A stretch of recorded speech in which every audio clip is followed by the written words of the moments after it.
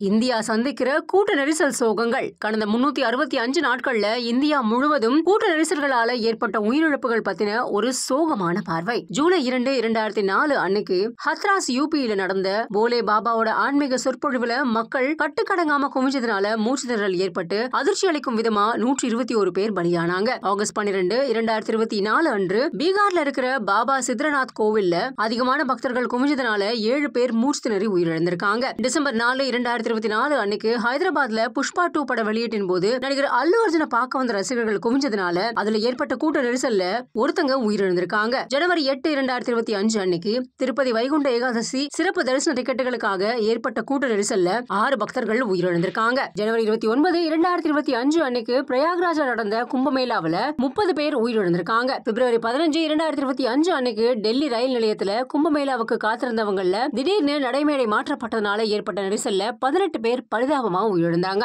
June 4, 2025 பெங்களூர்ல IPL கோப்பையோட வந்த RCB வீரர்களை பார்க்க குவிந்த ரசிகர்களால ஏற்பட்ட நெரிசல் காரணமா 11 பேர் உயிரிழந்திருக்காங்க. கூட்ட நெரிசல்ல தவிர்க்க விழிப்புணர்வும் முறையான திட்டமிடலும் மிகவும் அவசியம் அப்படின்னு சொல்லப்படுது.